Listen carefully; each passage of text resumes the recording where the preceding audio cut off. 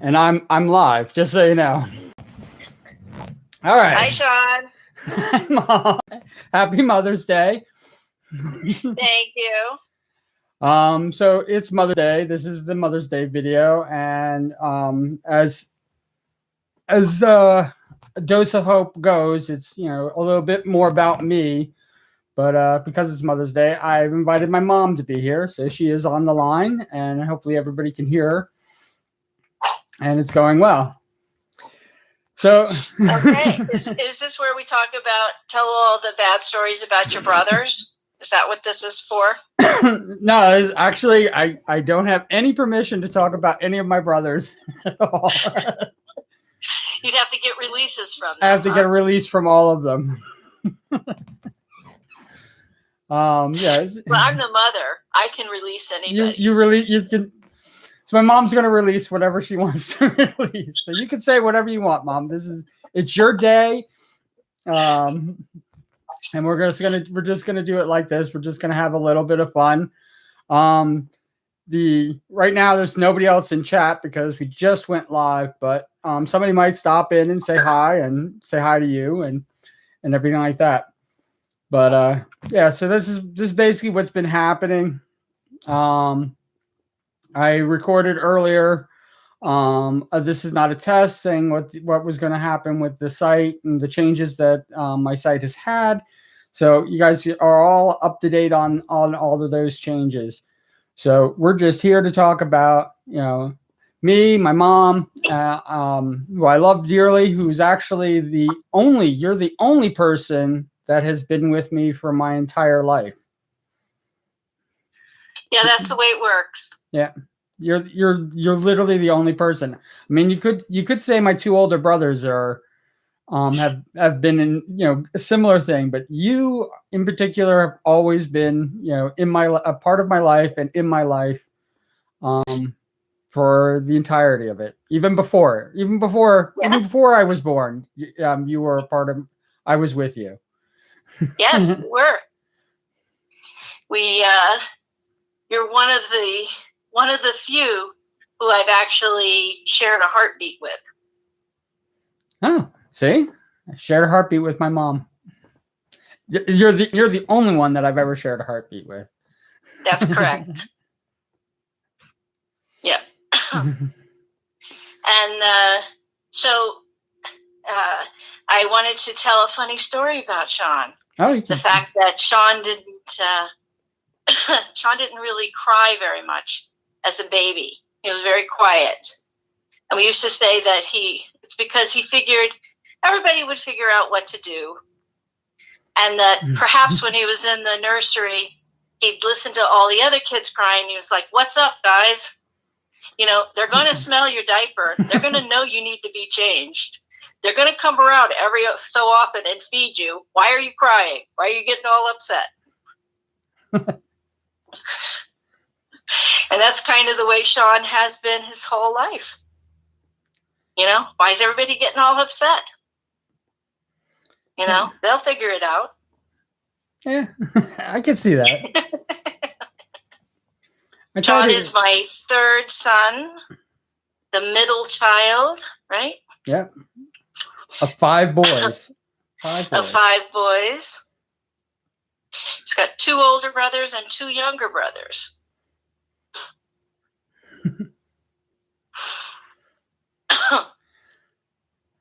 And Sean was always the one who told fantastical stories, which is why he's such a prolific writer, right, Sean? Oh yeah.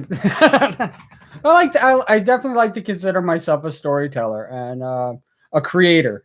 Definitely, my creativity is one of the aspects that I've always put pretty much forefront, pretty much throughout my life. That I like to create new. I like to invent things and build them. And storytelling has always been a major part of that. Yeah. So you wouldn't make a very good documentarian, right? No. I'd rather the story stay interesting and have flavor than be down to the facts and just basically I'm not more of I'm not really a technical person, but I'm more of like, building on the interesting, and especially things that I find interesting. Right. and life can be kind of boring, so definitely, liven everything up, enhance the reality, right? Oh yeah. Add some flavor. Everything needs a little bit of spice. So true, but not exactly what happened. Just a little bit more on the cusp of being true. Okay, well, I can live with being on the cusp. On the margins of reality. Yeah. And one of the big things that I've always done is I've always basically followed my own path, and I don't know whether that's because of my brothers or what, but I tend to not be I don't go along for the ride. I want to basically, if I think that this is the way to go, I'll go there, no matter how lost I get, and I get lost. So you're a real proponent of the road less traveled. Or untraveled. Okay. So here's something that Sean doesn't know about me that I'm going to share with him now. I'm going to reveal for the world. This is a reveal. Even though, I came from a family of 7 children. I did know that. What? I said I did know that. You did know that, right? And I'm the 3rd oldest. So technically not the middle child, because, the middle child would have been my sister, Paula, who had 3 older siblings and 3 younger siblings. Right. However, I was the true middle child, because didn't really have very much in common with my 2 older sisters. They were just that much older than me that they had their own circle of friends, and they kept each other's company. And when we were little, they played with each other. Mm-hmm. And my younger sister really connected more with my younger brothers. So she played with them, particularly my the 5th child, my brother, Michael. And so I was the one who was, I didn't fit in with the older ones, and I didn't fit in with the younger ones. So I was the true middle child, if not the technical middle child. So I have a lot of empathy and, similarities with Sean. Well, we are the third child, but you were the third child in your family, and I'm the 3rd son of this 3rd daughter. Or I don't know how that works. Yes, right, because my parents had 4 girls, and then they had 3 boys. So the oldest children were the girls, and the younger children were the boys. So the 3rd daughter. I just thought of something really kind of interesting, because my favorite Schoolhouse Rock song is 3 is the magic number. And I never even considered myself number 3 until like this moment, till you told me that you were the number 3. So I'm like going, it's all 3s. And 3 is the magic number. And in my whole life, my lucky number has always been 3. 3. Yeah, that makes sense to me. Yeah. When people say choose a number from 1 to 10, it's 3. It's always 3. Well, I usually see. I always thought I picked 3 because I thought it was the magic number. So, yeah, 3 is my favorite prime number. Mm-hmm. 3 is the start of pi. Yep. 3 is a magical number, right? Yeah. And I've had 3 husbands. And you had 3 husbands. There you go. And the 3rd one was the magical husband. Yep. 3rd one was the best. Yes. Third time's the charm. 3rd time's the charm. There it is. Yeah. 3 strikes you're out. 3rd time's the charm. 3 is a magical number. Yeah. So I didn't even think, like, my brain, it's been there. It's probably been there, at least until I was like, since I was 7. That I shouldn't say at least since I was 3, but Yeah, I know. I was thinking the exact same thing. Schoolhouse Rock didn't even come on the scene until I was about 7 years old. So, but my connection to 3 has always been very strong.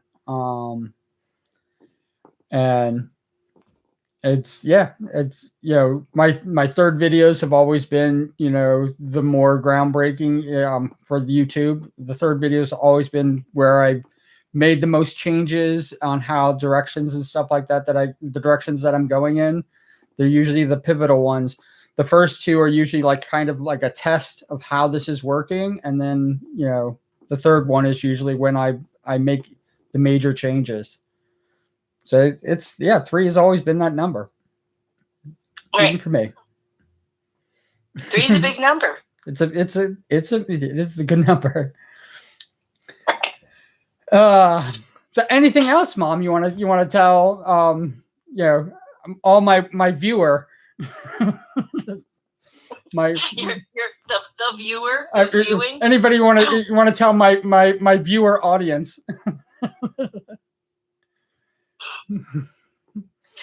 Let's see. Kind of on the same track as the 3, I do think that you are my most magical child. I like that. I knew you would. Well, see, now when everybody talks about magic and they see magicians and they think of those as tricks, but I've always seen that as like learning how to do the trick is like spell casting. Like when you know how the trick works, I've always seen that as that's the incantations that spellcasters used to do to make these things happen. So in my mind, it has always, it's not been just tricks. It has been actual physical magic. If that makes sense. Does that make sense to you? Well, obviously it makes sense to me because I'm saying it. But does it make sense to you? No, I understand what you're saying. Like, I would say that, like, if I were, if you were all still young and I was picking a Halloween costume that would fit your personality the most, for you, I would pick some kind of sorcerer's costume. Ah, okay. Or magical, or something, Harry Potterish, something with a wand. You're a wizard, Sean Hope. You're a wizard. Wonder what the hat would choose for the sorting hat. Yeah, the sorting hat. I wonder where I'd get sorted to. They'd be like, yeah, Sean, you don't fit into any of these houses. Well, I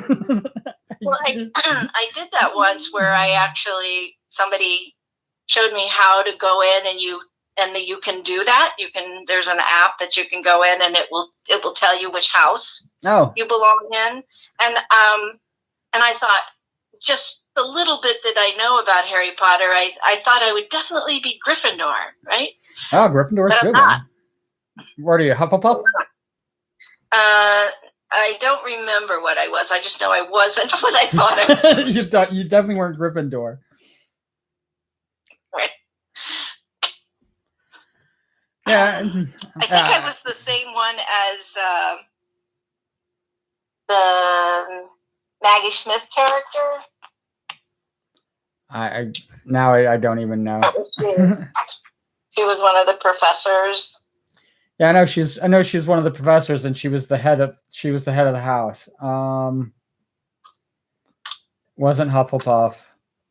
Maybe it was Hufflepuff. I'll do the research and I'll have it in this description below. Yes, we must find out what house we belong to. That's my that'll be my Mother's Day gift. Yeah, there you go. And I will do to have a fun conversation with my third son. That's a gift. I will do the Sorting Hat, and I'll even say which house I'm in the description as well. And I'll tell you. Right. You don't have to. You don't have to read the description, Mom. I'll tell you.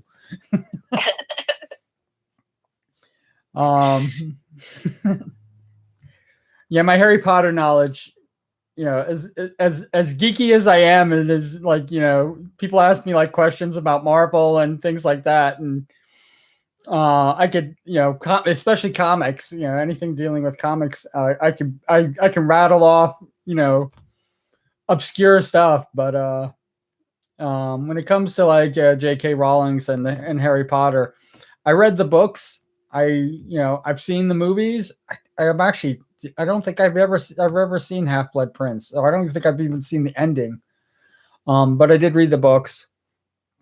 And I don't know why it never retained. There's certain things that definitely stuck, but for the most part, like the Harry Potter series really never retained. And I don't know what that is.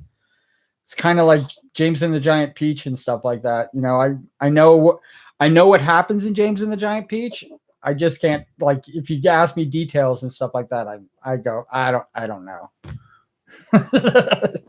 Just so you know that Maggie Smith's character Minerva McGonagall was House Gryffindor. Oh, so you definitely weren't Gryffindor. I definitely was not Gryffindor.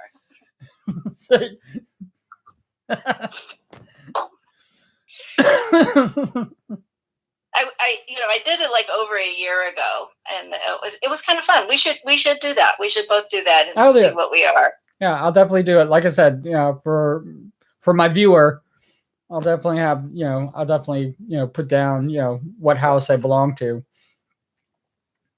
I am one of those weirdos that I would actually love to go down to Florida and do the Wizarding World at Universal.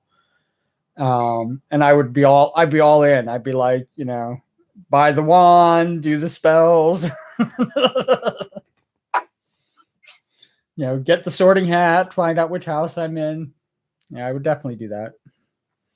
I'm a weirdo that way. Yeah, there's a couple of different, I'm just looking online too. There's a couple of different quizzes that will tell you which house you belong to. Oh, so it's not like random. They don't just like, No, you have to take a quiz. You have to do the quiz. All right, I will do the quiz. And somebody has rated them, the 10 best ones. Number 1 is Pottermore. Oh, okay. So one of the things that when I originally started to make these pages, one of the things that I was going to do was I was going to do an ask Sean anything type of thing. And the rules are really simple. People can ask any question that they want. I have to answer it. I can lie, but I have to answer it with the best knowledge that I have. So what brought this up is because Harry Potter, I don't know, but I can't say I don't know the answer, like even though I did with Harry Potter. I would have to answer it. So no matter what, I have to give an answer. So like if you said which house did Sylvia Snape belong to in Harry Potter, and I would be like, I would have to say Slytherin, but if I didn't know the answer, I would probably view like Gryffindor or something like that, but I have to answer it. So that's one of the things. So if you have any questions you want to ask me, Mom, I will answer them in that manner. Okay. But I was just going to let you know too that the 4 houses actually represent the 4 classical elements. Gryffindor is fire, Hufflepuff is earth, Ravenclaw is air, and Slytherin is water. And knowing my personality, and then I would think that I'm Ravenclaw. Okay. Because air is my element. I tend to be more air. My astrological sign, which is Aquarius, most people think is a water sign, like you just said. Yeah. Aquarius is not a water sign. Aquarius is an air sign. He's the bearer of water. Aquarius was the bearer of water, but it's air. Aquarius is actually an air sign, even though it has the word aqua, which is water, in it. Yeah, and my husband Robert, who is my best husband, right? Best husband, number one husband. Yeah, number one husband. He would probably be Hufflepuff because that's Earth. Yeah, he's down to earth. He's definitely a grounded person. Yes, he's a Taurus. Taurus is an Earth sign. Libra is an air sign, which is what I am. So we got that straightened out. Okay. Figured out all the Harry Potter. What's going on in the wizarding world of Harry Potter? Yeah. So, I think when you go to Universal down in Orlando, mm-hmm. They have a Hogwarts, a Harry Potter whole thing. Oh yeah. And you choose your house, and and then you go buy your wand, which I think is enormously expensive. If I remember, they are. Yeah, I want to say it's like $100 or something. I mean, it's something really ridiculous. I definitely know that, like, if you get one of the known wands, like the Harry Potter wand or those, they can run you $500 and stuff like that. So one of the big ones, and then there's like kind of like side wands that you can buy, which I think the cheapest is like $50. It's not cheap. And then you have to like activate it, and I think you have to pay for that too. And that might be paid with your ticket, because the wand will actually interact with things and items in the wizarding world itself.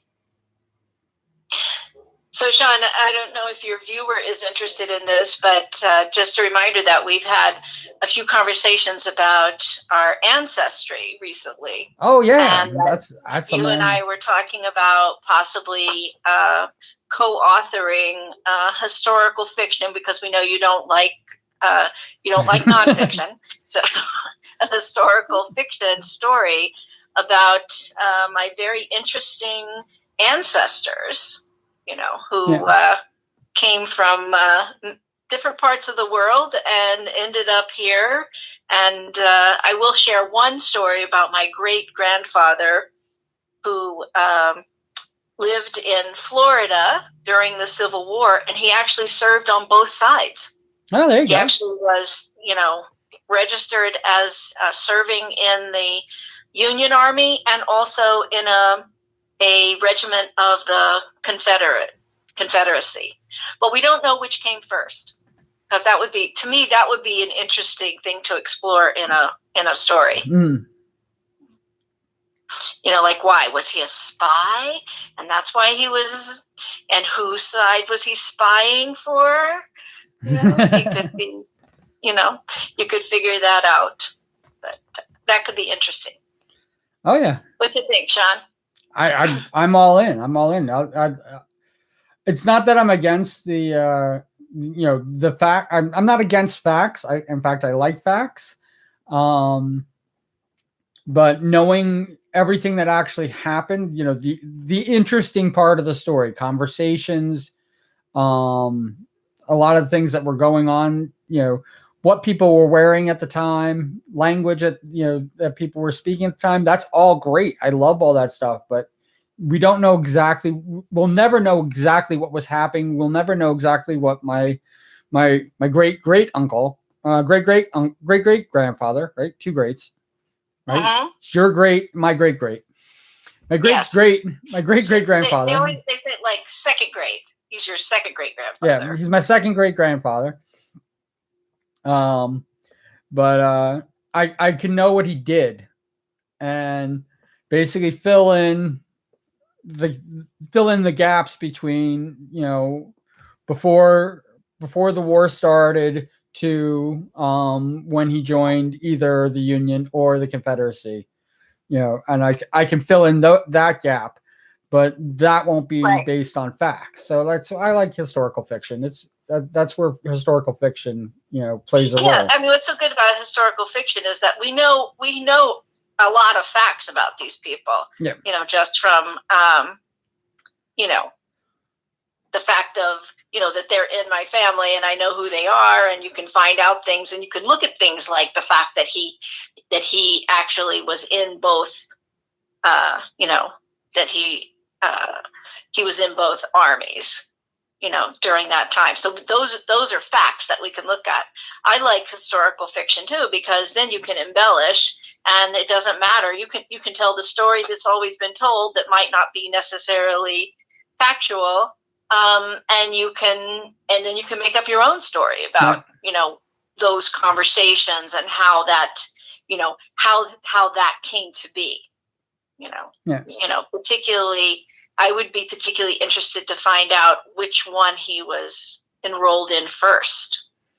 Yeah, that would be the start of it. Yeah. And then I think I also told you that my great grandmother, so her mother came here to England and met her husband, my second great grandfather, in South Carolina. And during the time that they met, he worked in, we would call it construction these days, but he was a builder, a mason, and he would build things. And they had a lot of fires during that decade. In fact, it's called the fire decade in Charleston. And I thought, well, that could make an interesting story, that we could surmise how they might have met, that maybe her family's home had burned down and he was brought in to rebuild, or something like that. It could be a fun story. Oh yeah, I'm definitely interested. And again, one of the things that I've been talking about with the changes that's going on with the site is how I'm going to be tapering down on how much free time I'm using to make videos like this. And these are the things that I'm probably going to be focusing in on, is more of my writing, more of getting the stories down. And that's definitely an avenue I'm probably going to be walking down later on down the road. Okay. All right. All righty. So are you having this has been fun. Oh yeah. Are you having a wonderful Mother's Day? I am having a wonderful Mother's Day. I've heard from three of my sons, and I have Sean only has four brothers that he grew up with, but he also has a stepbrother, and I've heard from him also. So I've heard from I've heard from four. You've heard from four. So, yep, two more got to get on the on the horn and call their mother. Yeah, they got to do that. What's wrong with them? Yeah, I'm not going to call them out. And if they're watching the video right now, you call your mother. It's Mother's Day. It's Mother's Day. Call your mother already. Come on, what's wrong with you? Right. While you're watching this video, you should be calling your mother. Hopefully you called your mother already. So I hope you have a wonderful day too, Sean. I hope you have a wonderul day. You deserve it. You deserve many wonderful days, not even just Mother's Day. Thank you. All right. And I intend on cashing in on all those wonderful days. So yeah, we're gonna probably end it right here. Do you know my ending catchphrase that nobody listens to, Mom? No, but I'm all ears, so I will listen. So my ending catchphrase to close out any live stream is I say "cool beans," and that's it. Okay. All right. So I hope everybody's having a wonderful day. Take care. All right. Take care. I love you, Sean. I love you too, Mom. All right. Bye-bye. Bye-bye.